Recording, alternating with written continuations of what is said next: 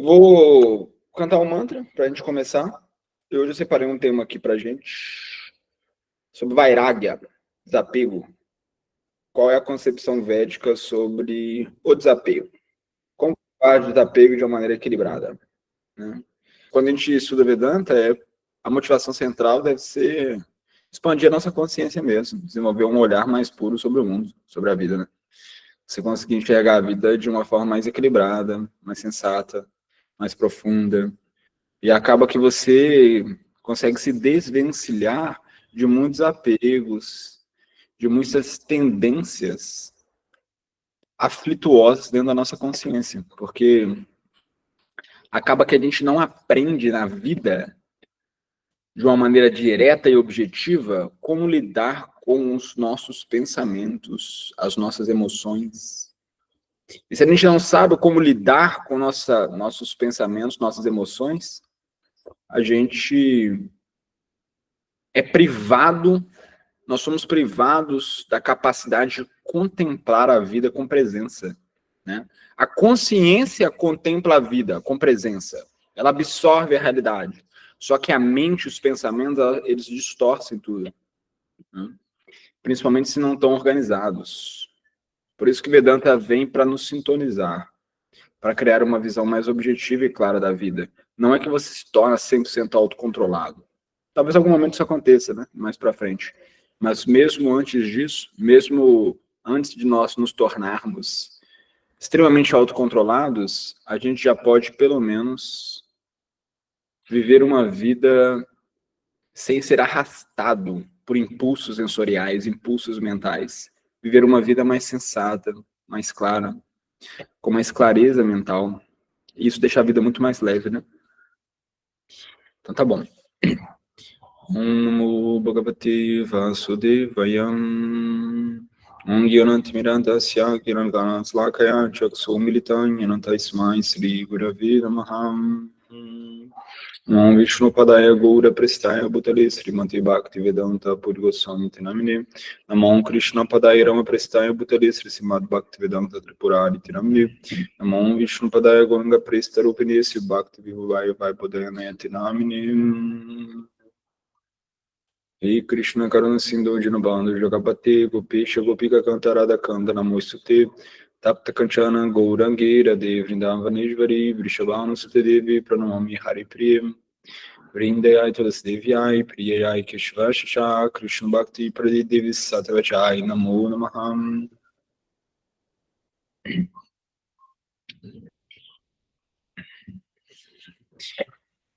Beleza, para as pessoas novas, espero que vocês sintam familiaridade, sintam afinidade com o Vedanta, porque é muito benéfico para a nossa vida, a médio e longo prazo.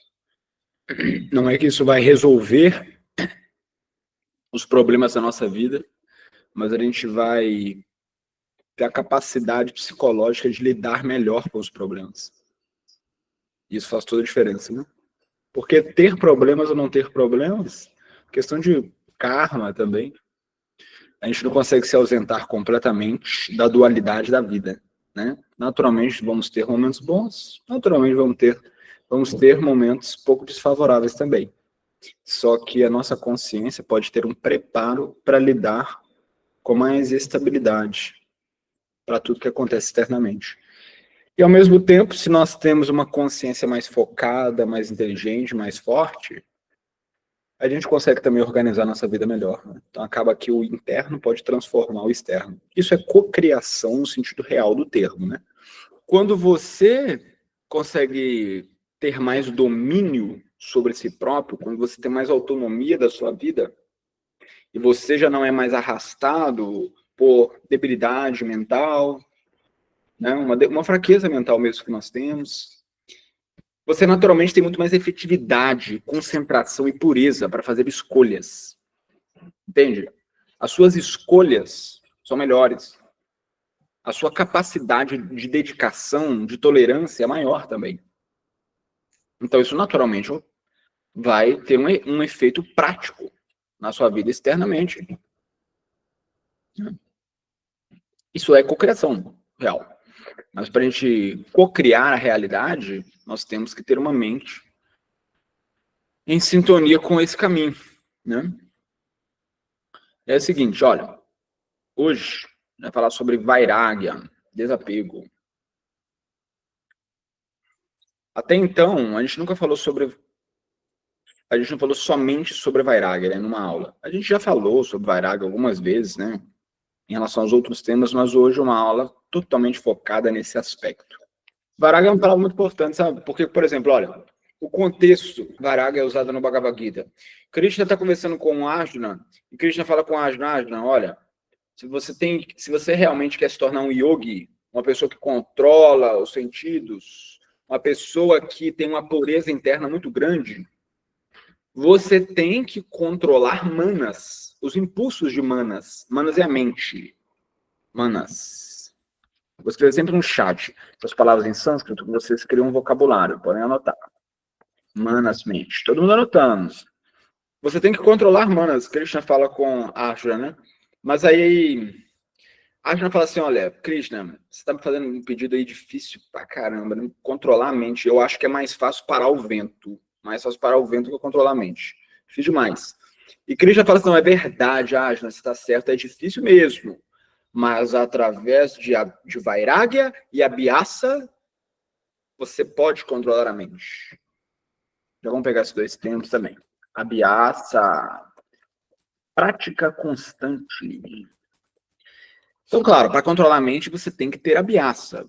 Abhyasa é prática constante, quer dizer, todo dia você acorda mais cedo do que a sua mente quer acordar. Você vai acordar quando o seu corpo já dormiu o suficiente, porque você se organizou no dia anterior para dormir um pouco mais cedo, para não dormir meia-noite, 2 horas da manhã. Você se organizou para dormir 9, 10 horas, e você já entendeu racionalmente que o seu corpo precisa de 7 horas para dormir, ou 8 horas, talvez. Talvez se você tem um corpo doente, você vai precisar de um pouco mais. Mas basicamente você se organizou para dormir um pouco mais cedo. Acordou mais cedo. Para que você acordou mais cedo? Porque antes do dia ficar agitado, viu um tanto de coisa, você tem o seu momento, você tem o seu local para praticar sadhana. Você acorda de madrugada, você se senta, você canta uma mantra, aquele mantra que nós já cantamos, né? Depois vou mandar para o pessoal novo aí. Nós realizamos algumas práticas que são benéficas para o desenvolvimento da nossa consciência. Você praticar sadhana é algo muito poderoso. Krishna está falando através de Abhyasa, primeira coisa, prática. Todo dia você se dedica para a sua consciência. Todo dia. Abhyasa significa prática constante. Tá? Prática constante. Porque ao longo do tempo isso te traz muitos resultados.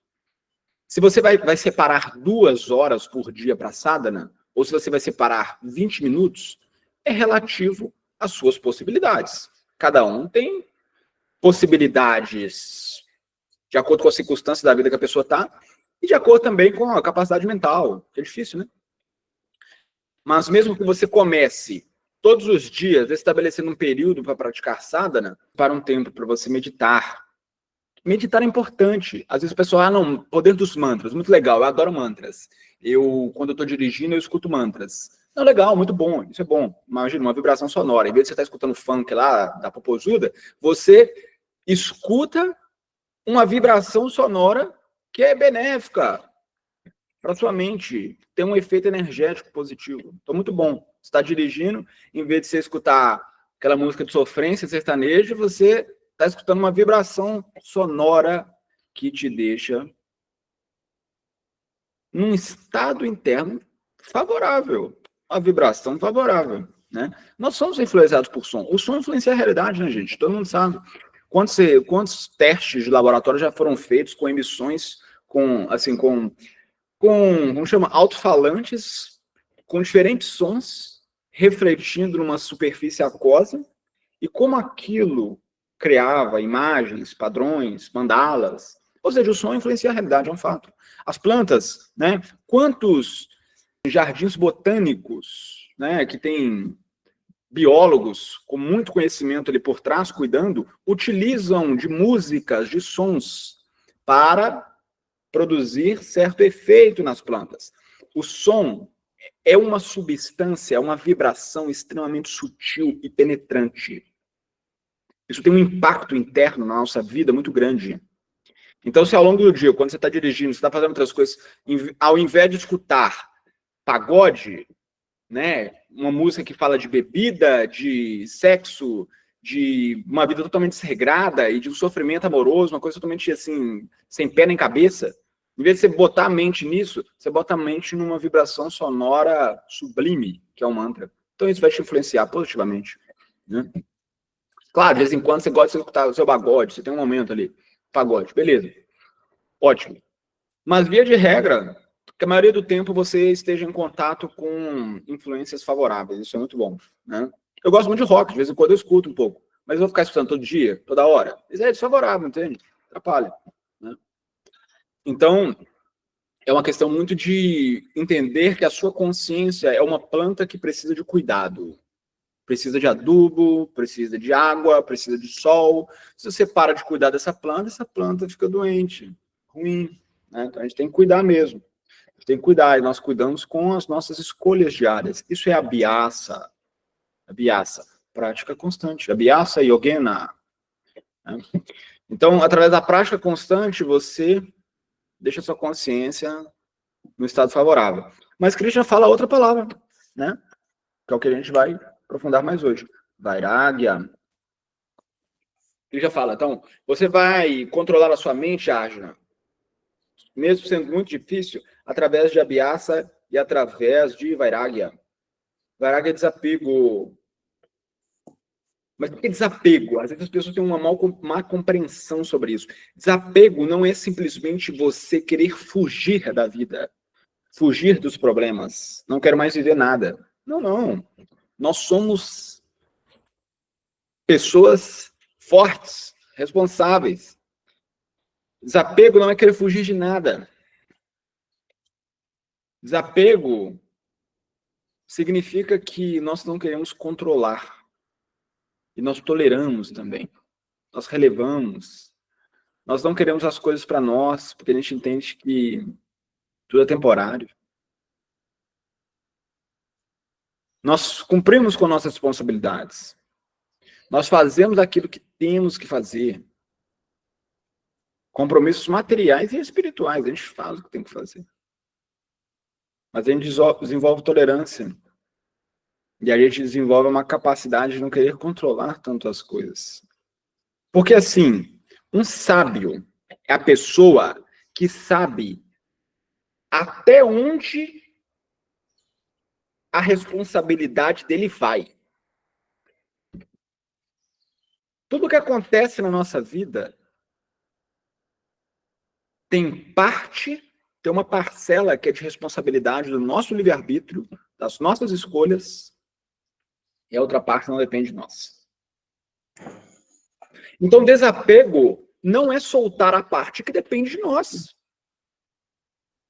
A parte que depende de nós, nós ficamos concentrados, focados para explorar o melhor possível disso. O que depende de nós, nós não vamos soltar. Nós vamos soltar o que não depende de nós, que é uma grande parcela. Isso deixa a mente mais leve. Aí fica mais fácil controlar a mente. Krishna fala assim, a gente não consegue controlar a mente porque a gente é muito apegado. A gente é muito apegado às coisas acontecerem de acordo com as nossas expectativas, de acordo com as nossas necessidades pessoais.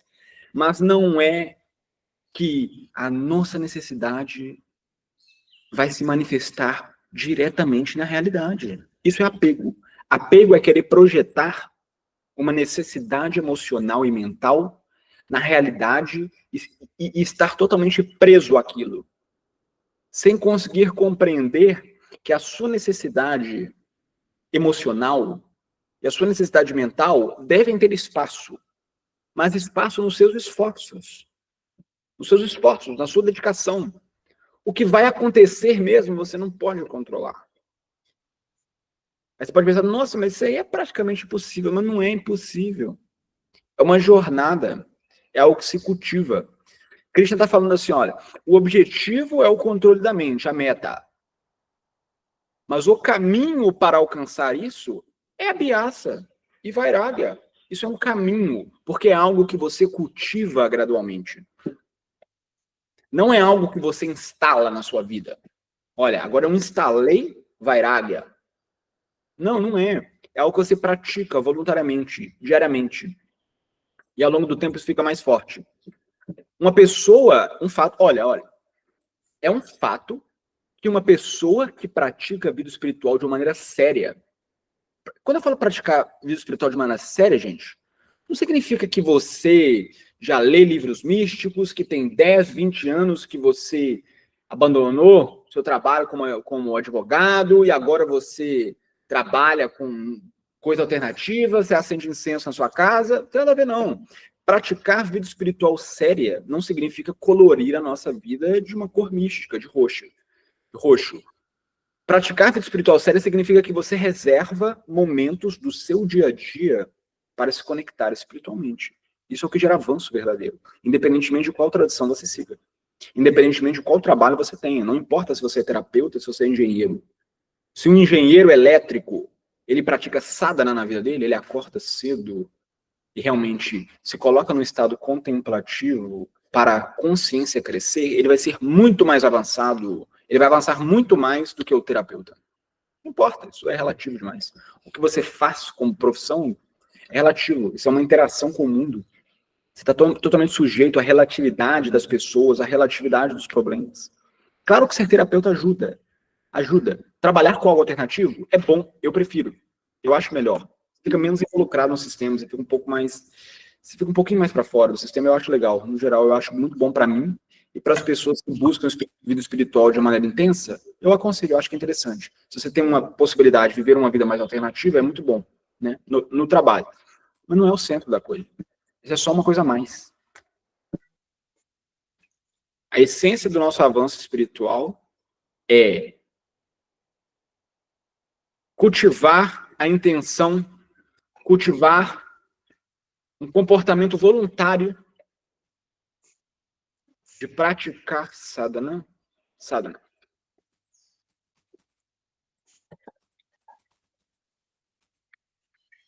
Praticar sadhana, ou seja, reservar momentos da manhã para meditação, para estudo de algum conhecimento espiritual. Você pode fazer um pouco de yoga, se quiser, é muito bom também. Mas, basicamente, esse aspecto que faz com que a nossa consciência desenvolva de verdade.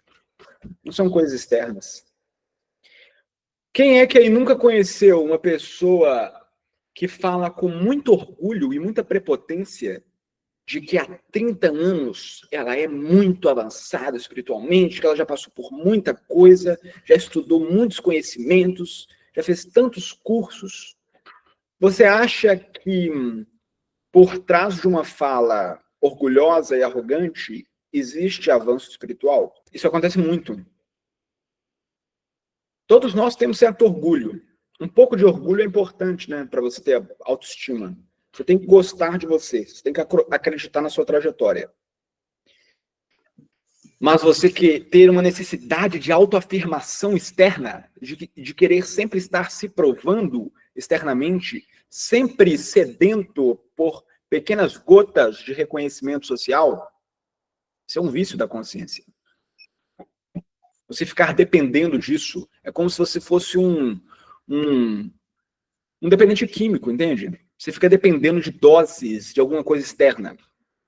Tá, você não depende mais de um cigarro, mas você depende de o tempo todo estar se afirmando, de o tempo todo tomar pequenas doses de reconhecimento social. A pessoa que pratica sadhana de verdade por anos, ela depende menos disso. Um pouco a gente depende, né? Se todo mundo nos odeia, a gente fica mal, é difícil, né? Ter um desapego completo. A gente tem que ter certo respeito social, isso é importante, né, para a vida humana. Mas você não pode ser uma pessoa carente de aprovação. Isso é apego. Então, nós praticamos abhyasa, nós praticamos vairagya, porque isso deixa a nossa vida mais feliz. Nossa consciência mais matura. O que diferencia um adolescente de um adulto? O adulto, no geral, tem mais domínio sobre as suas emoções e os pensamentos, né? Adolescente é uma pessoa bem bagunçada, né? Tá no momento da vida bem bagunçado. Quando você fica adulto, você fica emocionalmente mais equilibrado. Com 20 e poucos anos, talvez não tanto, mas ele vai chegando mais perto dos 30, já fica mais equilibrado, né? Mais perto dos 40, talvez mais ainda. Só que esse processo é lento e muitas vezes ele não funciona. só o envelhecimento, só as experiências da vida. Então, sadhana faz com que o seu domínio sobre emoções e pensamentos seja muito mais forte, independentemente da sua idade. Isso significa amadurecer a consciência de uma forma muito plena. Amadurecer a consciência de verdade. Não é só o tempo e as experiências que amadurecem a nossa consciência, mas sim as práticas espirituais. Então, Vairagya e Abhyasa são o caminho, né? Agora vamos para a parte um pouco mais técnica aqui. Vairagya significa desapego, desinteresse por aquilo que não conduz à verdade, ou não tem natureza duradoura. Ou seja, você se apega ao interno, a você, à sua consciência, à sua responsabilidade, ao seu sadhana. Você não fica se apegando àquilo que vai passar, e muito menos se apegando àquilo que não é favorável para você.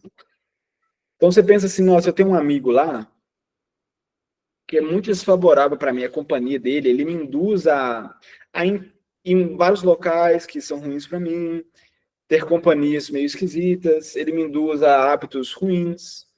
Então é melhor desapegar desse amigo. Quer dizer que você vai ter aversão a ele? Claro que não. Mas você já não vai ter uma conexão tão próxima, porque você seleciona o que é bom para você. Isso não é egoísmo não, gente. Cuidar da consciência é uma atitude filantrópica, isso é altruísmo. Não existe nenhuma caridade no mundo maior do que entregar ao planeta uma consciência pura. Isso é altruísmo verdadeiro. Você entregar ao mundo uma consciência virtuosa e pura, que pode ser maior que isso. Uma pessoa pura, espiritualmente falando, é uma pessoa que tem um impacto muito grande no mundo. Ajuda muito. Então, cuidar da sua consciência não é egoísmo. Nós precisamos evoluir espiritualmente. Nós não podemos esquecer da nossa necessidade de crescimento para querer sempre cuidar do outro. Isso é um engano muito grande que as pessoas espiritualistas têm. Algumas pessoas acham que vão avançar espiritualmente para poder estar sempre ajudando outras pessoas. Para ajudar outras pessoas, tem que ajudar você antes. Porque a gente nós precisamos nos colocar numa posição de humildade, de ter clareza que nós é que precisamos de ajuda. Nós precisamos de ajuda. Nós merecemos nossa ajuda. Então nós cuidamos de nós, para depois cuidar do outro. É um processo. Se você fica só para fora, não funciona. Não importa se você é quiromante, astrólogo, massagista, qualquer outro tipo de terapeuta, não importa. Se você não cuida da sua própria consciência, perde a substância, esse engajamento externo, entende? As duas coisas funcionam juntas.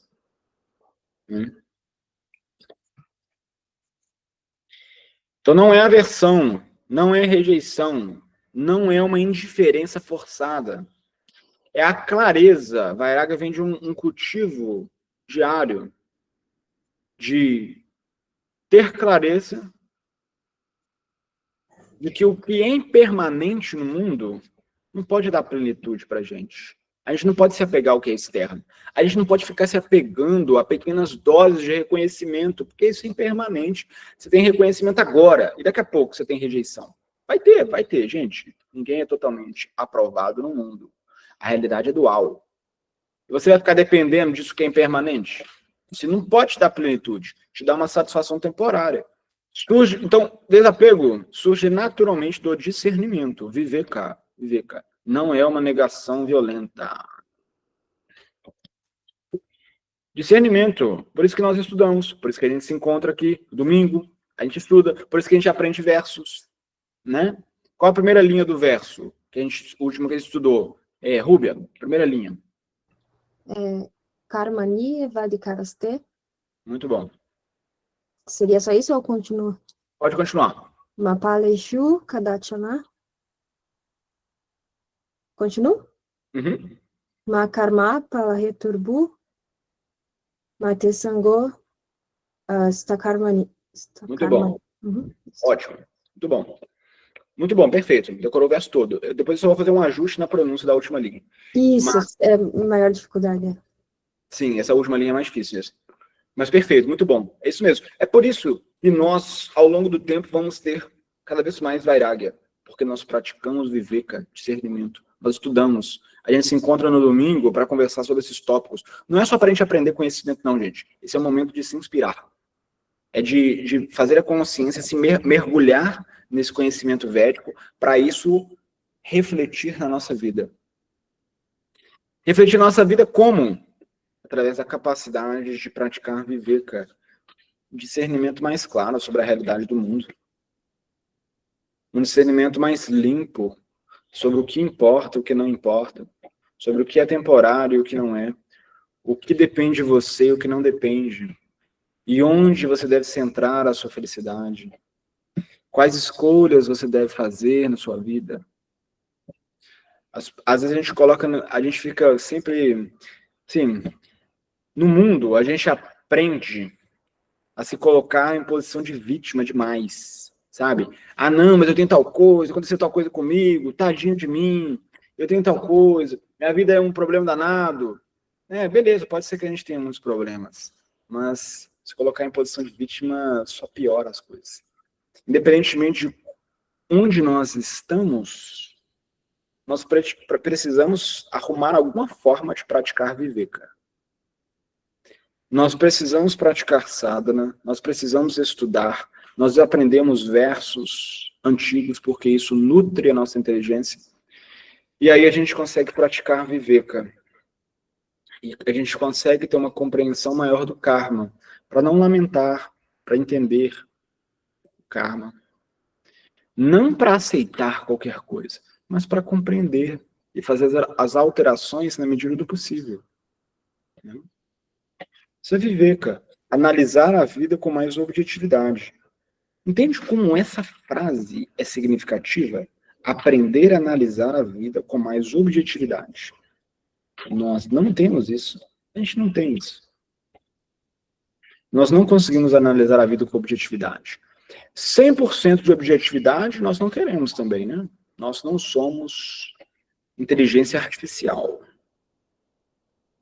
Nós sempre vamos ter impulsos emocionais, sempre vamos ter desejo, sempre vamos ter elementos subjetivos dentro da gente. Mas nós devemos explorar o máximo da objetividade, enquanto é possível. E é isso que vai fazer a gente mudar a nossa vida.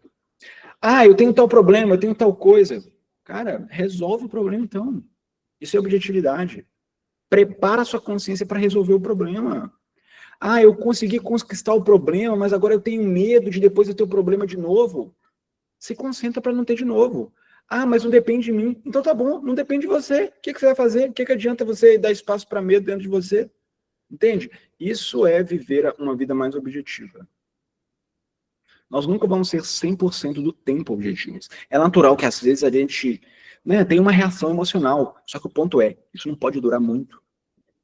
Isso tem que durar segundos.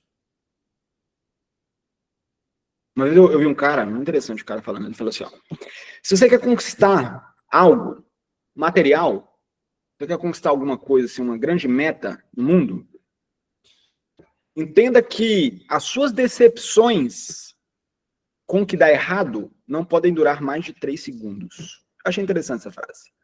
Né? Claro, a gente não precisa analisar isso literalmente, né? Ah, durou mais de 3 segundos, já era. Mas é o seguinte, é normal a gente às vezes sofrer, a gente às vezes reagir de uma maneira negativa. O que importa é que a gente tenha uma capacidade objetiva interna de não deixar isso crescer.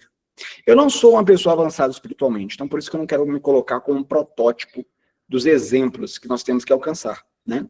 Eu tenho um certo conhecimento, já estudei um pouco mais e tudo, mas eu tenho minhas falhas. Só que algo que eu cultivo na minha vida é não deixar um problema durar dentro de mim. Eu tento, assim, isso é uma coisa que eu já tenho conseguido fazer, assim, faz um bom tempo, né? É de não dar espaço para lamentação por muito tempo. Se a minha mente não gosta de algo, aquela lamentação cabe por alguns segundos dentro de mim, depois isso já não tem mais espaço. Eu não dou espaço para a lamentação dentro de mim. Quando você vai cultivando mais isso, depois vira natural fazer isso, sem nem pensar verbalmente, preciso fazer isso. Vira natural. Você, tipo, não cabe mais lamentação, não cabe mais culpa dentro de mim. Ah, eu não deveria ter feito tal coisa. Perfeito. Mas não cabe a culpa aqui dentro, não. Tem culpa, não. Só cabe a capacidade de racionalizar, beleza, da próxima eu faço diferente. Isso é objetividade, entende? Isso você conquista. Você cultiva. Objetividade mental. Né? Às vezes as pessoas pensam, não, eu não consigo. Isso não é para mim. Isso não existe não, gente. Todo mundo é alma. A única diferença entre os indivíduos é o condicionamento psicológico e emocional, de acordo com as experiências prévias dessa vida e das últimas. Isso que diferencia todos nós. Claro, tem uma diferença de karma também. Uns moram no Brasil, outros moram em Portugal, uns nasceram numa família rica, outros na família pobre. Não importa. Qualquer lugar tem as suas vantagens e as suas desvantagens. Você acha que uma pessoa rica, para avançar espiritualmente, ela não tem muitos desafios? A mente dela é muito menos tolerante. Muito menos, é um fato. A mente de uma pessoa que teve muitas facilidades ao longo da vida é menos tolerante. É um fato. É menos tolerante. Ela tem muitas vantagens, tem facilidades, ela não tem que ter tanto problema, beleza, tem essa vantagem. Mas a desvantagem é que para ela tolerar é mais difícil. Para ela ser simples é mais difícil. Então, gente, para avançar espiritualmente não tem desculpa não. Não existe desculpa. Só existe um processo e o nosso desejo de seguir esse processo. Claro, não é, como eu falo, quando nós falamos desapego, prática, a gente não vai instalar isso instantaneamente, porque a gente concorda, mas nós vamos cultivar isso gradualmente. Esse processo vai funcionar dentro da gente. A médio e longo prazo a gente vai crescer muito por causa disso.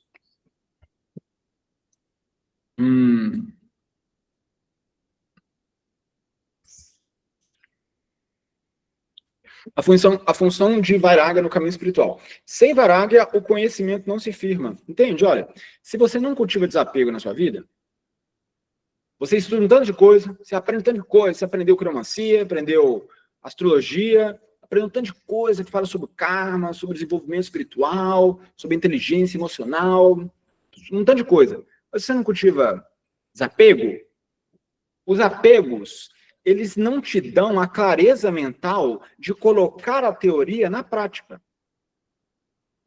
Apego é aquilo que te impede de mudar. Se você não corta apegos, não existe mudança na sua vida. Os apegos nos prendem. Os apegos são correntes no nosso pescoço, arrastando a gente para lá e para cá, entendeu? A gente fica preso. A gente consegue até andar um pouquinho, mas a gente sempre tem que voltar, porque a gente precisa daquilo.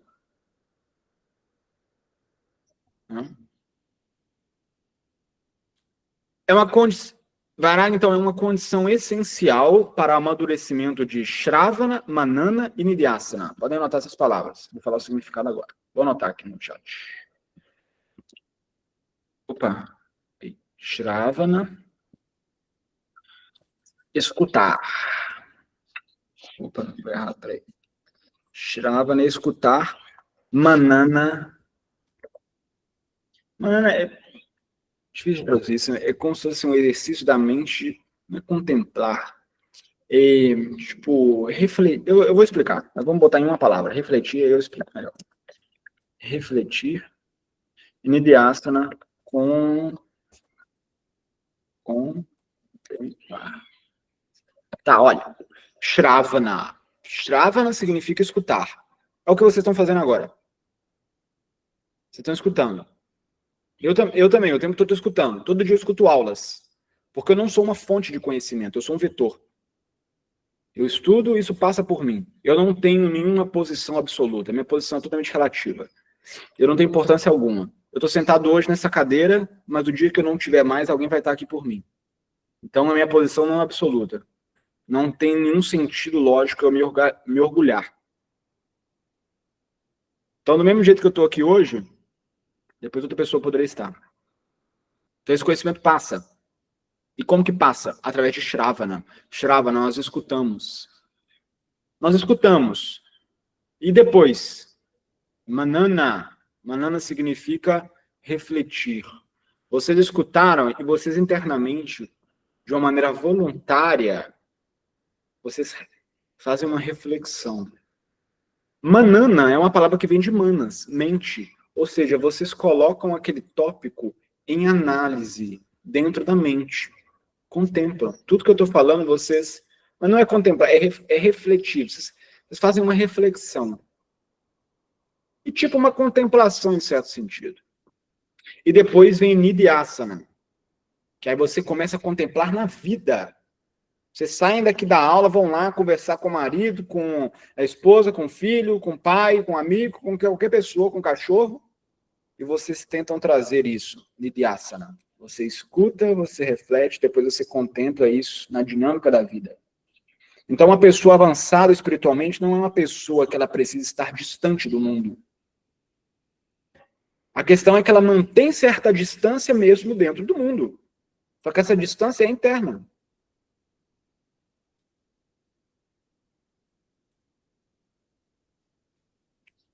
Se a gente quer viver no meio do mato, ótimo, muito bom. Eu gosto de viver no mato. Eu vivo porque eu quero, né? Se eu não tivesse internet, talvez eu não moraria no mato, né? Porque eu ficaria muito sem conexão, eu teria uma vida meio pacata, assim, né? Mas, como tem internet, eu posso viver no mato. Muito bom, adoro. Acaba que eu viajo pra caramba, né? Então eu fico metade do ano no mato, metade em vários lugares. Tipo, agora eu tô aqui no Rio de Janeiro, vim pra um evento aqui e tal, né? Semana que vem, acho que vou pra Índia, então a gente viaja bastante. Só que gosto de ficar no mato. Só que não é que eu precisaria estar no mato para avançar espiritualmente. Então é importante ter esses tópicos para nossa mente não nos enganar. Falando que assim, não estou avançando por causa disso. Porque eu ainda tenho tal trabalho. Porque eu ainda tenho tais companhias. Mas não é por isso que a gente está avançando, não. É porque a gente não está se dedicando da maneira apropriada, com o processo apropriado. Claro que certas circunstâncias podem ser favoráveis. Como eu falei, ter um trabalho alternativo é favorável. É favorável, assim, no geral, você lida com um tópico, né, mais profundo, por exemplo, quiromancia. Não é que trabalhar com quiromancia me faz avançar espiritualmente. Sendo sincero com vocês, isso não me faz avançar espiritualmente. Não é porque eu trabalho com leitura de mãos que isso já me está me entregando um processo para crescer espiritualmente. O que me faz avançar espiritualmente é acordar horas antes do sol, me sentar e me centrar em um tópico espiritual. Nós, no caso, depois vocês vão aprender, quem chegou depois, nós meditamos em Krishna também. Que é uma forma de você conectar a sua mente com algo superior. Nós meditamos em Krishna porque isso é muito poderoso para a gente avançar espiritualmente. Então você medita, você centra a mente numa coisa só. E é algo que está à parte da matéria, à parte dos desejos. Então isso faz avançar espiritualmente. Você estuda, você lê. Então imagina, eu acordo todo dia às 3 horas da manhã. Em certo sentido, você naturalmente se acostuma a praticar, não somente porque você tem muita ambição. Claro que você tem ambição de crescer espiritualmente. É importante ter ambição, acreditar na felicidade que é ter uma consciência pura e bem-aventurada. Você tem ambição de alcançar isso. Mas não é só por causa de ambição. É também por causa de necessidade. Você sente, não, eu preciso. É bom para mim, eu preciso. Sem isso, minha vida fica meio estranha. Se eu acordo mais tarde, eu não dedico para minha consciência, eu já começo a fazer um tanto de coisa, mas e aí, no final, o que eu vou ter alcançado? Vou ter feito um tanto de coisa no mundo material, e no final, o que isso gerou? Então, acaba que você começa a depender, você tem um sentimento de necessidade. Isso coloca você na posição de humildade, isso é muito bom. Você não faz só porque você quer ser o melhor, você quer ser o mais avançado. Você não está nem aí em relação à comparação de você com as outras pessoas. Você quer ser melhor que você. Mas, além dessa ambição de querer crescer, você também tem a necessidade. Você pensa, não, cara, eu não posso, assim, viver uma vida que eu fique muito refém da minha mente, dos meus sentidos. Eu não posso, eu preciso de cuidar da minha consciência, eu preciso de cuidar muito de mim. Todo mundo que já está aí há mais tempo e pratica, sabe que os momentos de mais dedicação são dias melhores. É um fato. Quando você cuida melhor da sua consciência, o seu dia é melhor. Não é só porque tudo acontece, dá certo. Tudo de menos. Acontece, dá certo, você não pode controlar, não. A questão é que você lida muito de uma forma melhor com tudo. Entende? Vale a pena. Isso acontece. Então, olha, Vairagya é importantíssimo para você escutar, refletir e colocar em prática. Quanto mais desapego você tem, mais você consegue fazer isso de forma objetiva. Vairagya significa que você ganha objetividade para agir, para atuar. Então, Vairagya libera a mente de dependências e torna a mente receptiva à verdade. Olha que profundo isso. A nossa mente vive em um constante estado de dependência. Dependência daquilo que é externo. Mas é Vairagya que tira essa dependência e coloca a mente no estado receptivo. Para você aprender. Quando a gente fala verdade, nós estamos falando de... O conhecimento védico, gente, é simplesmente uma forma de tirar lentes que distorcem a nossa visão da realidade. Primeiro, vocês devem entender isso racionalmente. Só que depois isso fica claro e evidente para vocês. Porque vocês percebem que quando avançam espiritualmente, quando praticam, a vida fica mais lúcida. A percepção da realidade fica mais nítida. Então, você entende, essa é a verdade. Essa é a verdade. Uma vida sem tantas distorções de manas. Yoga Chitta Vritti Nirodha significa que, para praticar yoga, esse processo de desenvolvimento da consciência, lembra, gente, que essa coisa que a gente chama de yoga no Ocidente, sabe, essa coisa que você faz, né, faz assim, faz muita coisa diferente, isso é só uma parte de um tipo de processo de yoga. Então ficou o apelido, yoga. Mas na verdade aquilo é uma asana, que é um dos membros do Ashtanga Yoga. É um tipo de yoga. Mas existem vários tipos de yoga. Bhakti Yoga. Eu pratico Bhakti Yoga. Jnana Yoga. Yoga, na verdade, significa conexão. É um processo de conexão espiritual. E esse verso, que é um verso de Patanjali, né, no Yoga Sutra, nem precisa se preocupar com isso. Preocupa só com as palavras. É um verso que diz: Yoga Chitta Vritti Nirodha. Yoga para praticar yoga. Praticar o processo de conexão espiritual. Chitta, mente. Né? Claro, depois vou explicar melhor o que é Chitta, mas basicamente agora, entendam. Mente. Vritti. Vritti significa projeções. Projeções. Nirodha significa reter, controlar. Então, para praticar yoga, você tem que controlar, você tem que reter as projeções da mente. Então, você precisa desse aspecto de desapego para isso acontecer, porque isso vai liberar a mente das dependências e torna a mente receptiva à verdade. Nós reduzimos as distrações e apegos que enfraquecem o sadhana. Nosso sadhana é prejudicado por distrações, apegos. Mas o desapego faz com que isso diminua bastante. Fica mais fácil, a mente fica mais receptiva a sadhana.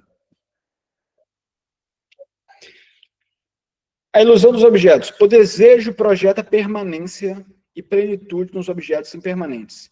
Quando você deseja, você é apegado a algo, você fica achando, a mente fica muito assim pequena de enxergar aquilo como uma felicidade. Nossa, lançou o iPhone 20.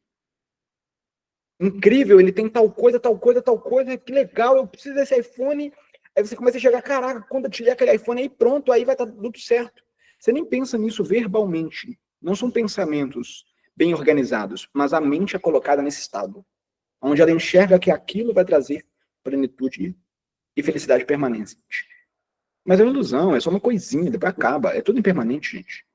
Todos os objetivos são impermanentes. A gente pode ter metas materiais. Ah, legal, lançou o iPhone e tal. Interessante, vai ser bom para mim. Tá, vou comprar.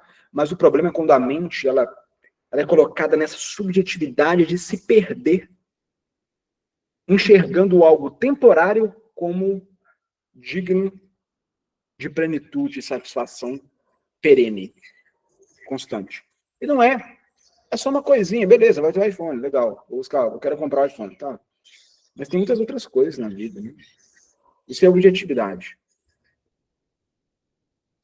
Essa ilusão mantém um ciclo de apego, frustração e busca incessante. Vairagya nasce da percepção direta da insuficiência do mundo fenomênico. Vê? Olha, Vairagya nasce da percepção direta da insuficiência do mundo fenomênico. Traduzindo, mundo fenomênico implica que tudo que acontece na nossa vida é um fenômeno. Fenômeno é algo que acontece e depois acaba. Isso é um fenômeno. Né? Há um fenômeno astrológico. Né? Aconteceu tal coisa, os astros se posicionaram em certo ângulo, aconteceu um eclipse, foi um fenômeno. Pronto, aconteceu, depois acabou. Então o mundo é fenomênico. Tudo que acontece no mundo é fenômeno. Coisa vem, depois acaba. Às vezes algumas coisas duram, mas depois acaba também. Então, isso é insuficiente para a gente. Se tudo é fenômeno, como é que você vai ficar depositando a sua felicidade em tudo que passa? Tudo passa, gente. As pessoas passam. Tudo passa. Como minha mãe gosta de ficar falando toda hora, né? Falou 1000 vezes a piadinha dela. Né? Tudo passa, até a uva passa. Né? Então, tudo passa mesmo. E quando a gente enxerga a insuficiência do mundo fenomênico, a gente consegue perceber de uma maneira objetiva, Vairagya fica mais forte. Você começa a perceber, não é para lá, é para cá. Aqui dentro, que as coisas têm que estar resolvidas. Para que o tempo todo eu vou viver 80 anos criando expectativa e me frustrando. Expectativa e me frustrando. Buscando algo, me apegando, depois perdendo, lamentando. Fica nesse ritmo constante. Me apego a algo, busco aquilo, perdo, lamento. Perco aquilo, lamento. Constante. Tipo assim, esse processo de envolvimento com o mundo vai acontecer. Desapego não significa que você não vai viver mais nada disso. Não, você vai viver tudo. Você vai comprar um celular que você vai amar, e depois vão roubar de você. Vai acontecer essas coisas, tudo vai acontecer. A gente não deve fugir disso. Desapego não significa imaturidade de não querer sofrer mais e ter aversão aos problemas do mundo. Isso não resolve nada. Aversão e apego é a mesma coisa. São dois lados da mesma moeda. Desapego significa se envolver, mas não se atingir tanto. Como eu falei, se atingir um pouco, você vai. Você vai reagir de uma maneira emocional no primeiro instante, mas você aprende a não dar mais espaço para isso. Entrou, você já saiu. Entrou, não cabe aqui não. Tchau.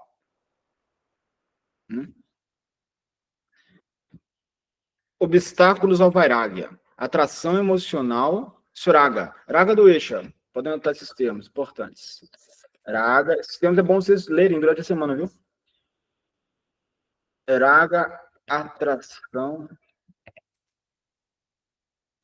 Do Eixa. Rejeição. A nossa vida é o tempo todo Raga do Eixa. Desejamos alguma coisa, depois ficamos aversos àquilo. Bota o chiclete na boca, babalu, muito gostoso. Não, agora tá sem gosto. Bota debaixo da mesa. Aí depois pensa, nossa, a aula tá chata, tá entediante. Pega o chiclete de novo debaixo da mesa, bota na boca. Gosto docinho. Cansou do chiclete, bota debaixo. Fica nesse processo. Tira o chiclete, bota o chiclete debaixo da cadeira. Raga do Eixa. Aquilo que você quer muito, depois você não quer mais. Quantas vezes ao longo da nossa vida nós escutamos alguém falando para outra: não cuspa no prato que comeu. Ou depois a gente fala: não come no prato que cuspiu. Por quê? A nossa mente é assim, gente. Uma hora a gente não quer nada, depois a gente quer. Raga do Eixa, com tudo. E claro que é exatamente isso que deixa o desapego distante. Né? Pode falar, Rafa. Beleza, cara? Tranquilo? Bom dia, tudo bom? Perdão, tá com a câmera desligada, tá De boa? caos aqui, mas tá de boa. É só um adendo, uma dúvida sobre o Vairagya. O Vairagya, Bernardo, ele não seria o mesmo que a renúncia? O desapego, no caso, é o mesmo que a renúncia ou são coisas diferentes? Diferente. Mas o Vairagya não significa renúncia, ele significa desapego. Sim. Renúncia é um processo externo. Vairagya é uma tendência interna que todos devem cultivar. Renúncia. Depois a gente vai falar mais sobre isso, sobre os ashrams, né? Mas, por exemplo, Quando você é monge, você está vivendo uma vida de renúncia, um processo de renúncia. Isso é renúncia. Renúncia completa. Um monge é renunciante, né? Ainda mais esses monges que vivem 20, 30 anos em uma vida de renúncia. Quando eu era monge, eu fui pouco tempo, eu fiquei 3 anos como monge, mas era uma vida de renúncia também, né? Ou seja, Sim. vivia no cantinho, dormia no chão, tudo que eu tinha cabia numa caixa, ficava no cantinho, não tinha cama, dormia num tapetinho de yoga, fininho, 3 anos. O quarto não tem nem porta direita, um frio danado, fazia 0 graus, de tomar banho no mato. Era uma caixa d'água que tinha uma bomba assim e um cano. Jogava água forte pra caramba, gelada. Banho Zero- gelado. Sei como Hã? é. Então, isso é uma vida de renúncia. Sim. Mas dentro da vida de renúncia, pode ser que você não pratique vairagya. Então, vairagya é algo voluntário interno, que você cultiva, sendo renunciante ou não. Entendi. E também existe Outra- outro conceito para a palavra renúncia, né?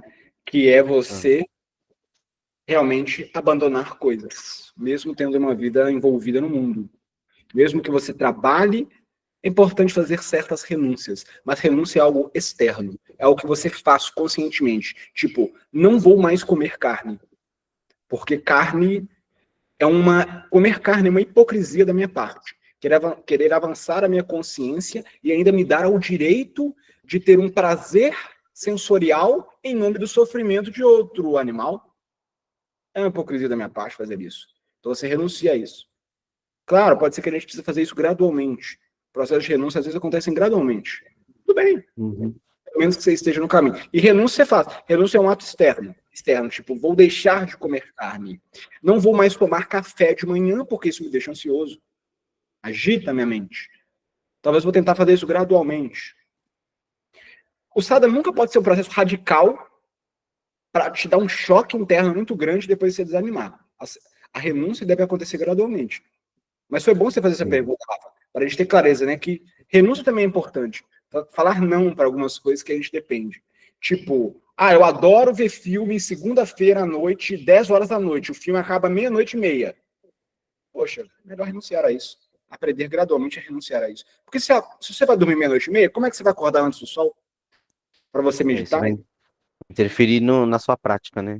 E na sua prática. Tem que renunciar a isso. Gradualmente aprender a renunciar a essas coisas. E ao mesmo tempo, você deve cultivar vairagya interno, porque vairagya já é algo mais substancial. A gente está falando de uma conquista da própria consciência e não de uma atitude externa.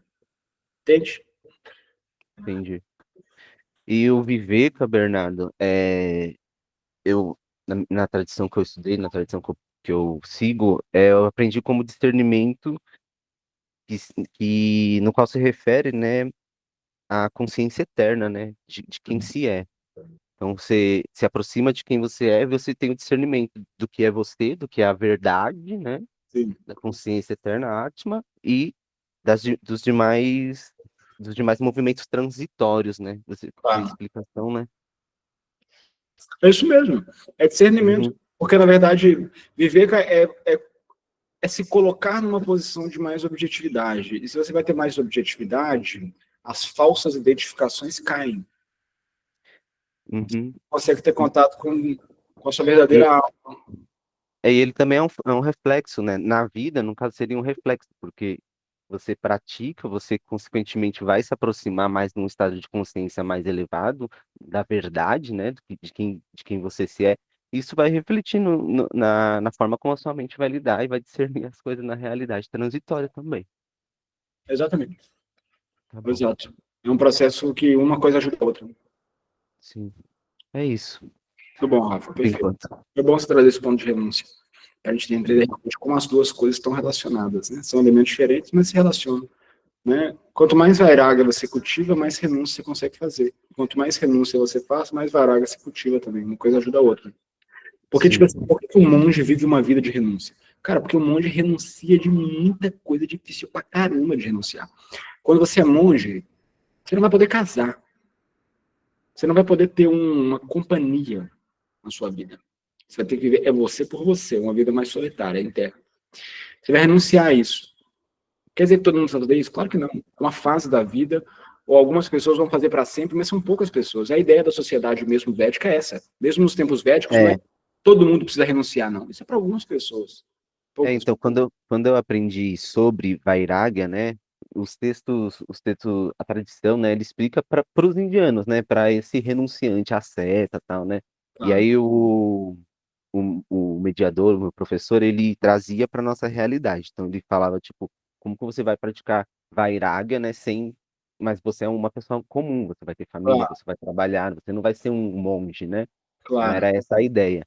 Mas aí ele exemplificava esses pontos que você falou aí do filme da meia-noite. Se você tem um objetivo, você precisa fazer renúncia, né? Então, a Vyasa, a ação, né, a prática, né, exige certas renúncias, né? Exatamente.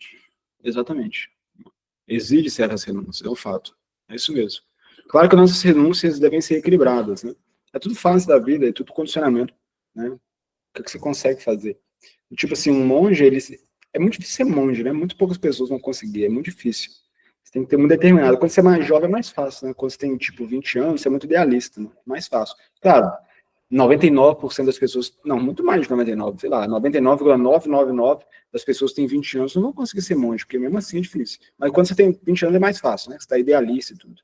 Só que é difícil pra caramba, porque imagina, você vai rejeitar tudo que é conforto e comodidade para você. Você vai simplificar o extremo a sua vida.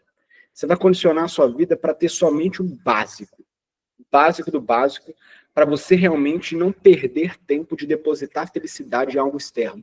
Você vai forçar sua mente a redescobrir algo interno. É um processo poderoso, difícil pra caramba, mas é um processo poderoso, para você redescobrir algo dentro de você, né? Claro, poucas pessoas vão conseguir fazer isso a vida inteira, né? A maioria faz por alguns anos. Algumas tentam por uma semana, um mês. Já foi bom, né? Já tá legal. Mas quando você faz por alguns anos, já ajuda. E aí, mesmo que depois você não faça mais, ficou, né? Muita coisa que você criou dentro de você. Mas o ponto é, mesmo que a gente não viva uma vida monástica, renúncia deve estar presente, como o Rafa falou. É verdade, né? Aquilo que você percebe que não é bom para você, se acostuma em ensinar a mente a dizer não. E a escutar não, na verdade, né? Na verdade, escutar não. A mente não vai falar não para nada. Nossa mente, ela tem apegos, ela se amarra, ela cria demandas, ela vive uma vida de dependências. Só que ela tem que aprender gradualmente a escutar não. De vez em quando a gente fala sim para a mente também. Tudo bem, sim. Faz aí o que você quer. Você quer isso? Beleza, vamos fazer. A gente tem que ter momentos agradáveis, recreação. Mas a mente tem que aprender a escutar vários nãos. Cada vez a mente... Você adquire mais liberdade para as escolhas, né? Independente se é não ou se é sim, né? Exatamente. Você adquire mais liberdade. Quando a mente ela fica mais obediente a vários nãos, você vive uma vida mais livre. Por isso que é engraçado, né? As pessoas acham que pessoas religiosas... Por exemplo, eu sou uma pessoa religiosa, eu não tenho vergonha de falar isso. Eu sou religioso, eu sigo rituais, eu tenho crenças, eu sigo a minha fé, eu sou uma pessoa religiosa. Né? Ah, não, religião é muito ruim, eu vivo a espiritualidade. Cara, não precisa ter medo de nenhuma palavra no mundo, gente. Religião é algo relativo, pode ser bom, pode ser ruim, política pode ser bom, pode ser ruim. Tudo na vida é assim. Religião significa que existe um processo tradicional com ritos, crenças, e diversas verdades estabelecidas. Então eu sou uma pessoa religiosa porque eu sigo uma tradição. E as pessoas acham assim, não, pessoas religiosas não gostam de religião porque religião te prende. Cara, se você segue a religião de uma maneira apropriada, você se liberta, você não se prende. Ser preso é viver uma vida onde você é obrigado a ceder para a mente o tempo todo. Isso sim é prisão. Você segue um processo religioso poderoso, você vive uma vida com muito mais liberdade, na verdade. Porque você tem mais autonomia e espaço para fazer aquilo que você acredita. A nossa mente não faz o que ela acredita, ela faz o que ela se impulsiona a fazer. Por isso que o tempo todo a gente está frustrado com a gente. Pô, aqui, olha, qual que é os dois principais motivos de uma pessoa ser frustrada com si própria? Aqui, sabe aquela pessoa que fala assim, nossa, eu não sou bom, eu tenho tal coisa, eu me odeio, eu sou uma pessoa horrível. Existem dois principais motivos para a frustração pessoal. O primeiro é a falta de resultado. Quando você não dá certo em nada, você fica frustrado. Né? Só que às vezes não depende de você, às vezes não tá dando certo, porque não tá dando certo mesmo, cara. Só que o principal motivo, que é o segundo, para a gente ficar frustrado com nós mesmos, É quando você se propõe a fazer algumas coisas e depois você não consegue. Então você se propõe a fazer algo que você acredita que deveria ser feito e você não consegue. Então, chega um momento que você fica tipo, caraca, velho, eu sou uma pessoa incapaz. Eu não consigo fazer aquilo que eu mesmo acredito. Eu sou obrigado a fazer o que minha mente quer. Isso que é prisão, gente. Seguir uma vida religiosa não é prisão nenhuma, não. Estar aprisionado a viver uma vida onde você é obrigado a depender das aceitações da mente, de raga do eixa. A mente se atrai por algo. A mente rejeita algo. Você é obrigado a aceitar isso.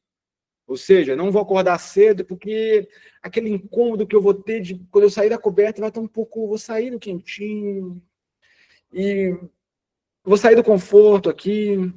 Então a mente quer aquilo, ela rejeita o outro, você é obrigado a fazer isso. Mas você já tinha entendido racionalmente que era bom acordar, mas você não faz por causa daquilo. Isso é prisão.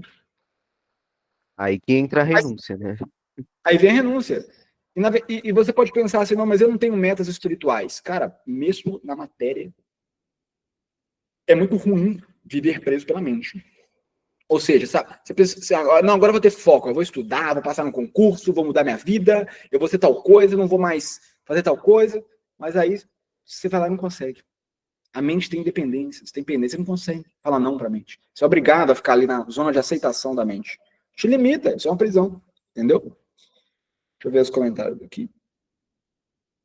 Penso também que uma decisão de renunciar a algo te aproxima. Se você realmente estiver aberto de pensamentos espirituais, com certeza. Você vai refletir sobre essa mudança e o que ela pode favorecer na sua vida. Isso mesmo.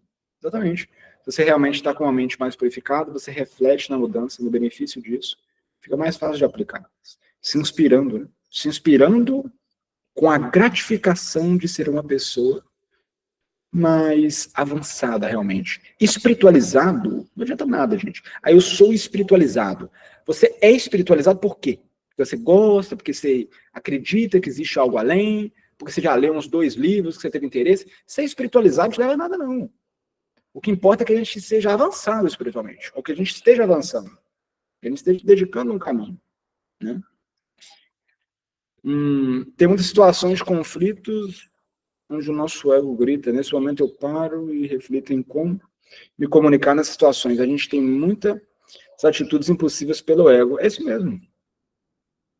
O ego nos limita, o ego cria correntes, o ego faz com que a gente não consiga enxergar que nós não somos o centro. A gente não é o centro, não, a gente está na circunferência da realidade. Existe um centro. Por isso que nós pensamos em Krishna. A gente consegue se desvencilhar dessa ideia de que nós somos o centro. Existe um centro, existe um todo absoluto, existe uma unidade espiritual. E nós não estamos no centro, estamos na circunferência, estamos nas bordas. E perfeito, é muito bom estar na borda. É muito melhor servir no céu do que reinar no inferno. É melhor.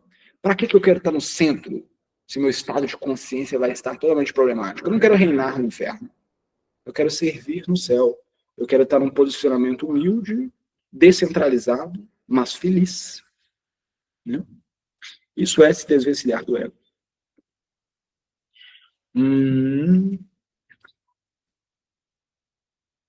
Então, falta de viver, que é claro, nos atrapalha, né? Identidade associada a papéis, né? Eu sou advogado, eu sou terapeuta, eu sou tal coisa. Não, a gente não é nada, não. A gente está fazendo isso. Nós somos almas. Somos almas espirituais. Nós estamos com alguns papéis, mas são temporários. Medo de perder as pequenas fontes de prazer que sustentam o ego. O ego é sustentado por essas pequenas fontes de prazer, né? Uma pequena dose de reconhecimento, uma pequena dose de desfrute, uma pequena dose de dopamina de jogar no tigrinho. A gente está o tempo todo dependendo de pequenas doses, pequenas fontes de prazer que sustentam o ego. É importante a gente aprender a fazer renúncias com essas coisas. Né? Renunciar a isso. Como cultivar vairaga de forma equilibrada. Fortalecer viveka. Lembrar que o mundo não tem poder de conceder plenitude desejada. Lembrar, gente. Por isso que nós temos processos para nos ajudar a relembrar. É por isso que a gente aprende versos. É por isso que a gente estuda livros. É por isso que nós nos encontramos no domingo. Porque o contato com esse conhecimento teórico nos ajuda na prática a relembrar desses conceitos. E essa lembrança é que significa Shravana, escutamos, Manana, refletimos, e agora na vida a gente precisa contemplar, voltar naquilo, Nidhyasana. Por isso que a gente utiliza dessas ferramentas. Praticar Karma Yoga, agir no mundo sem se identificar com os frutos da ação, que é esse verso, né? Esse aqui eu nem vou falar, porque daqui a pouco a gente vai falar do verso, que é exatamente sobre isso, esse verso que vocês aprenderam. Reduzir gradualmente os apegos, não por repressão, mas por compreensão. A gente não tem que ficar nos reprimindo, né? Claro, às vezes a gente tem que forçar um pouquinho para renunciar, mas não é um processo de repressão. É mais uma compreensão, sabe? Uma inspiração. Olha, eu não faço isso porque eu estou muito inspirado com algo superior, então eu vou trocar. Eu sou idealista. Uma coisa que eu não tenho, mas eu estou inspirada nisso. Essa consciência superior. Aí por isso você compreende que isso é desfavorável. Não é que você fica, não posso, tenho medo, eu não quero viver no inferno para sempre, eu não quero, né, ir para as mãos de Satanás, você se reprime. Não, é que você compreende. Você tem que ter compreensão interna. Manter o foco no propósito maior, moksha, você acredita na libertação da matéria, e na verdadeira fonte de felicidade, Atma, está dentro da gente. Refletir sobre a impermanência. Tudo que é obtido será perdido em algum momento. Tudo temporário. As coisas vêm e depois passam. Usar a relação com os objetos como campo de aprendizado, não como inimigos no caminho. Isso é muito importante, isso faz muita diferença. Você conseguir interagir com o mundo, você conseguir interagir com a vida a partir de uma perspectiva de que mesmo os problemas têm utilidade. Porque você enxerga o campo da vida como um campo de aprendizado. É um campo de aprendizado. Os objetos são campos de aprendizado. Tudo que acontece. Não são inimigos do caminho. Não temos inimigos reais. O que é bom. Perfeito. Vamos aproveitar. Não vamos ter medo de desfrutar do belo. Desfrutar do que é bom. A gente vive. Nós não somos seres que têm medo. Ah, não, eu não posso prosperar, eu não posso tal coisa, porque isso é do capeta, é tal coisa. Não, a gente almeja o que é legal. Nós queremos ter uma vida boa, uma vida plena. Não precisa arrumar, não precisa buscar voluntariamente problemas para a sua vida. Já vão vir naturalmente. Naturalmente vão vir. Só que quando vem, tenta digerir isso com o aprendizado. Faz parte.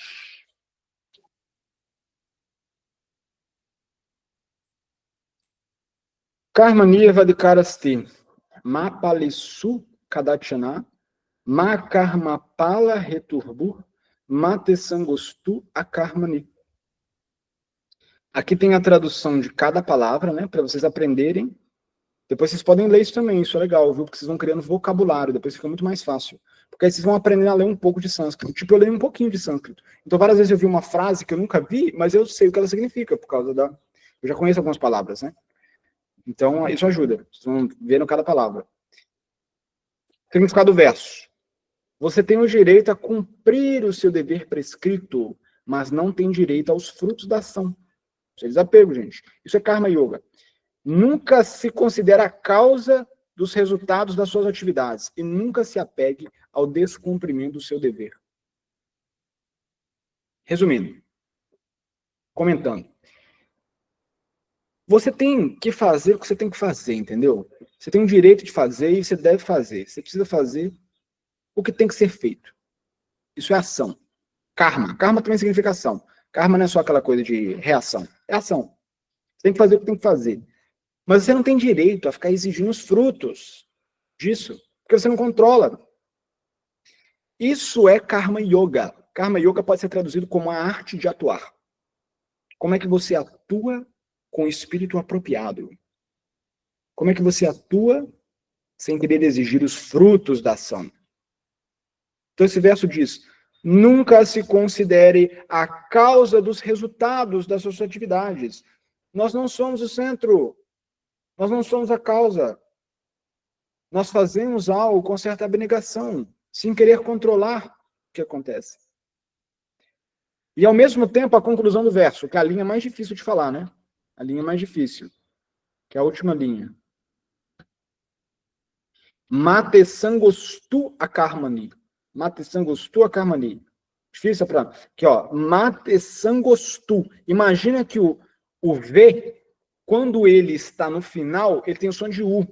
Quando ele não é o começo da sílaba. Quando ele é a segunda letra da sílaba.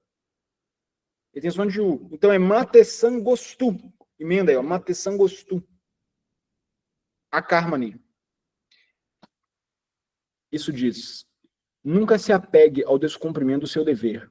Porque você pode pensar, não, eu não posso exigir os frutos do meu trabalho, eu realmente, eu não sou o centro de nada, eu não posso me apegar a nada, então eu não vou fazer mais nada.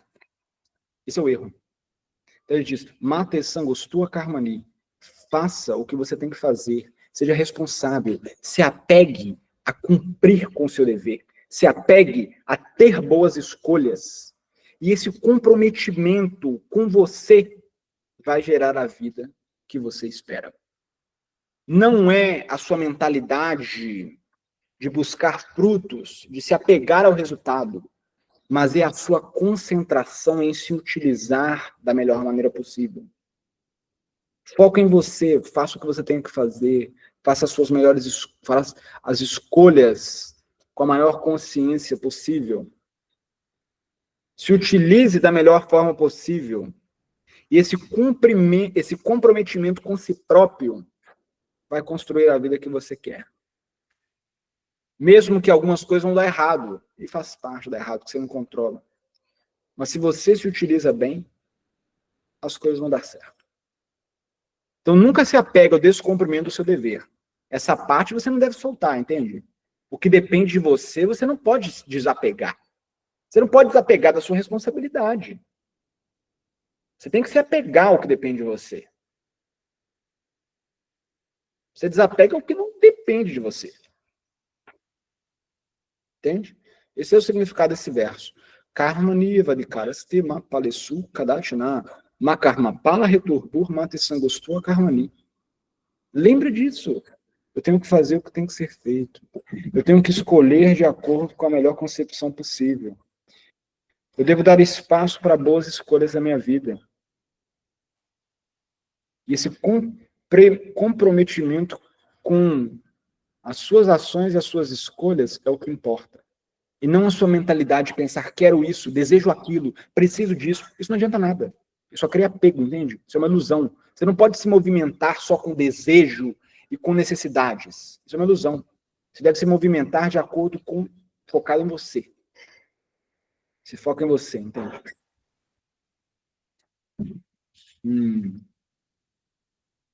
Beleza. Querem fazer alguma pergunta? Você pode perguntar. Eu já vou pegar outro verso aqui.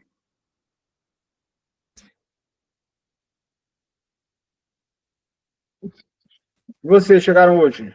Gente, deu para entender? Falei de um jeito meio esquisito?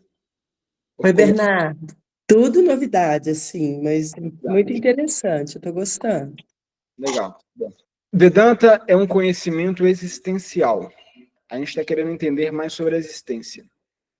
Não somente sobre alguma técnica de manuseio energético, alguma técnica preditiva. Vedanta não é uma terapia. Vedanta é um conhecimento da existência. É como enxergar a existência com um olhar mais objetivo.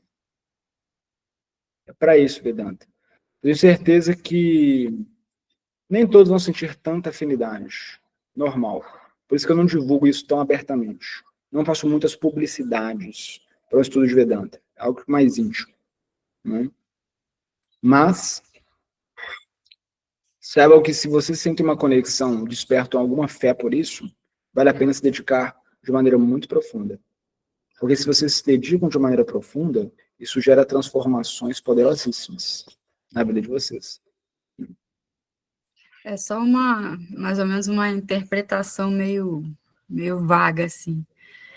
Seria, então, que a gente não tem o direito de colher os frutos, seria porque o que a gente está plantando agora próxima vivência, digamos assim, é que vai colher esses frutos, e a gente não se apegar também ao nosso propósito, seria porque a gente está assim, fazendo o que foi escrito antes, mais ou menos. Na realidade, olha, você naturalmente vai colher o que você plantar, entende? A questão é que você não pode se apegar a resultados concretos, porque o resultado futuro não depende só de você. Resumindo, de uma maneira muito prática, para simplificar a interpretação,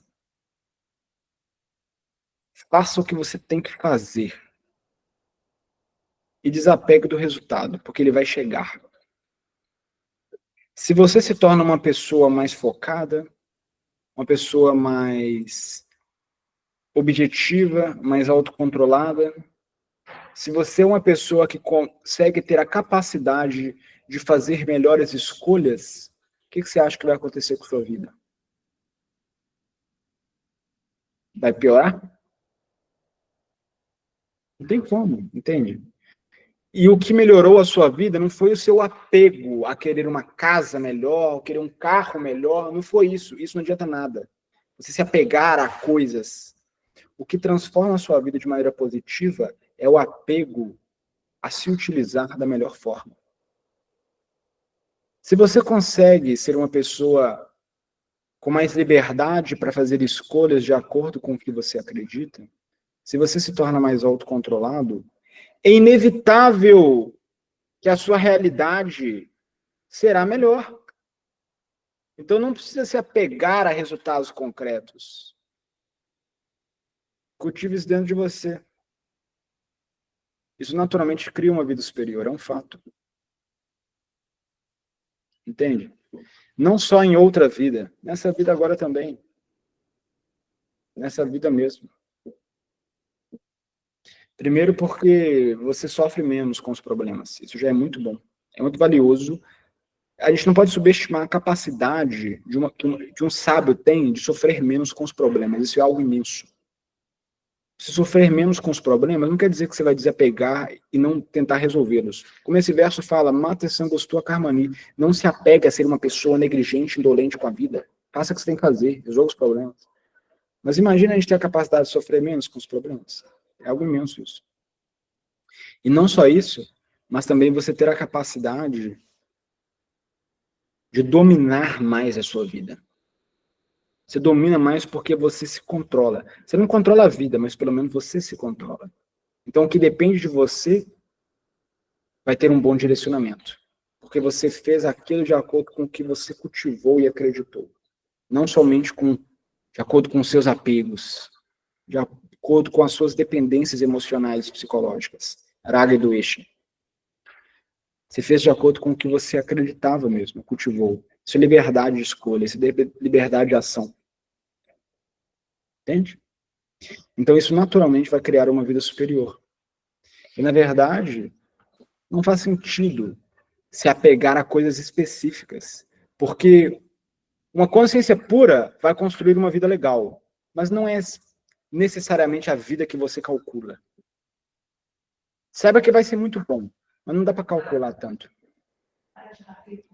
Então, por exemplo, quando eu tinha 18 anos ou 17 anos, o que eu sonhava para o meu futuro não é o que eu vivo hoje.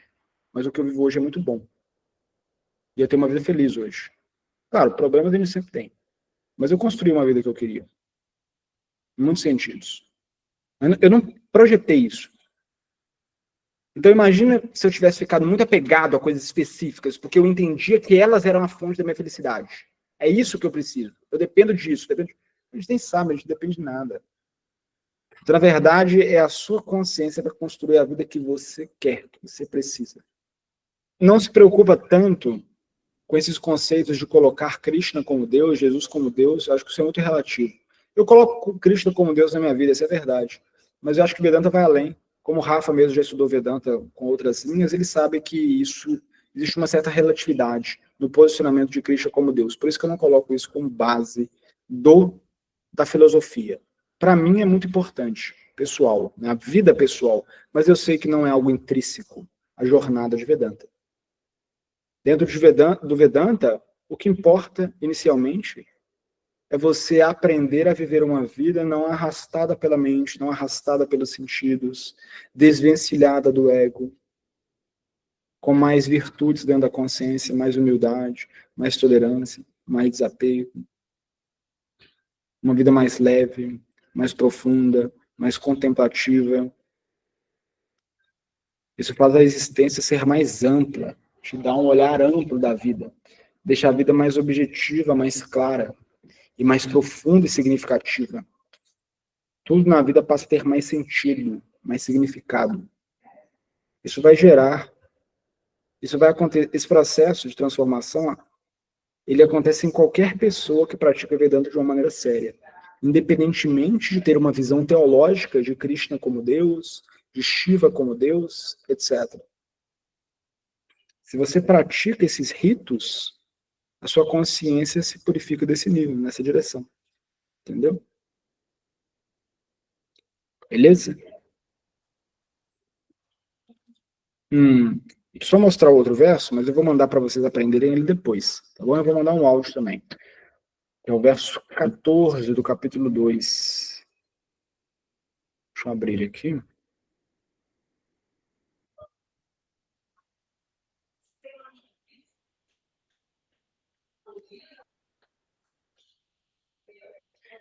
Matra esparsas tu canteia, sitosnasukadu kadaha, agama painonityas tanstitikshaswa. Lembra? O V, quando ele não está no começo da sílaba, ele vai ter sempre som de U. Tanstitikshaswa bharata. Titikshas, não é titikshasva, é titikshaswa bharata. Krishna está falando com Arjuna, né? Ó, filho de Kunti. O aparecimento temporário da felicidade e da aflição e o seu desaparecimento no devido tempo são como o aparecimento e o desaparecimento das estações de inverno e verão. Ou seja, da mesma forma que surge o inverno, depois tem outras estações, tem inverno, tem um verão, tem felicidade e aflição, as coisas vêm e vão do mesmo jeito, a realidade é dual, né? Então eles surgem da percepção sensorial, né? Se isso é bom ou ruim, é uma questão de percepção sensorial. Inverno vem. Tem gente que adora inverno, tem gente que odeia inverno. Mas imagina você ficar pensando, nossa, odeio inverno, muito frio, tô cansado de frio, quero verão logo. Não faz sentido, você tem que se adaptar. Você se adapta ao inverno, se adapta ao verão. Então o que esse verso ensina é, felicidade e aflição são a mesma coisa. Você não precisa fugir disso. Você não precisa ter medo da aflição. E você não precisa se apegar muito à felicidade. Adoro o verão, quero que o verão nunca mais passe. Não faz sentido. Vai passar o verão de todo jeito. Felicidade e aflição no mundo é a mesma coisa. Eles vêm, você curte, você aproveita. Tá, você prefere felicidade. Você prefere o verão. Claro, faz parte, normal, né? Mas, quando as coisas mudam, você aceita também.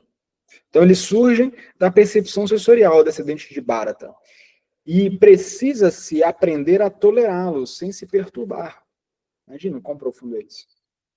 Você desenvolver a capacidade interna de ter certo distanciamento e indiferença com a felicidade e a aflição. Isso não quer dizer que você não vive mais, não faz sentido. Você aproveita da felicidade. E você tenta evitar problemas. Evitar a aflição faz parte. Mas a questão é que a sua vivência interna a essa dualidade não é tão discrepante. Não é que você fique extremamente entusiasmado e apegado à felicidade e rejeita muito a aflição. Quando vem a aflição, você aceita. Você tenta resolver isso, mas sabe que vai passar. Por exemplo, você cortou a perna, tá doendo, né? Mas você tenta tolerar aquilo. Não fica lamentando. Nossa, não devia ter acontecido aquilo. Aquele cara fez isso. Foi por causa dele, ele que me machucou. Coisa horrível. Por que aconteceu isso? Por que eu fui lá? Assim, tolera. Acontece. A vida é assim mesmo. É uma dualidade. Aconteceu. Vai passar. A gente vai tentar resolver. Vamos no médico. Tentar resolver isso. Né? E essa calma, essa tranquilidade para lidar com a dualidade da vida, deixa a vida mais feliz. Né? Beleza? Esse verso aí, a gente aprende então. Matra espaços tu canté. Verso 2, capítulo 14. É importante de vocês todo dia lerem esse verso pelo menos por 3 vezes. Todo dia. Se até domingo vocês lerem 3 vezes por dia, vocês vão ter lido esse verso 21 vezes, até domingo. Se vocês quiserem fazer algo um pouco mais forte, podem fazer 5 vezes por dia. Até domingo vocês vão ter lido 35 vezes. É bem provável que vão ter aprendido as 2 primeiras linhas. Matra esparsas, tu caunteia, citos nasu, cadu, cadaha. Agama painone tiastans titircha sua barata. Mas vamos focar nas 2 primeiras linhas. Tudo bem? Isso que você está exibindo, você enviou em algum local ou não? Vou mandar no grupo. Ah, tá bom. É que eu Vou tava mandar meio... no grupo. Saber se eu anotava ou se a gente tem acesso depois. Claro. Não, eu vou mandar no grupo aqui agora já. Foi bom que você me lembrou. Se não, eu Obrigada. esqueço. Deixa eu tirar o print aqui. Tá. Beleza, gente. Então tá bom. Só cantar o mantra para finalizar. Beleza?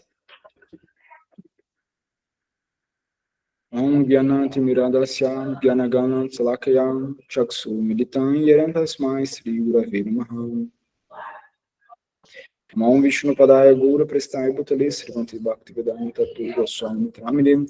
Om Krishna Padaya Rama Prestai Bhutale Simad Bhaktivedanta Tripurari Tramini. Om Vishnu Padaya Goranga Prestarupinesi Bhakti Vibhaya Vaibodaya Tramini.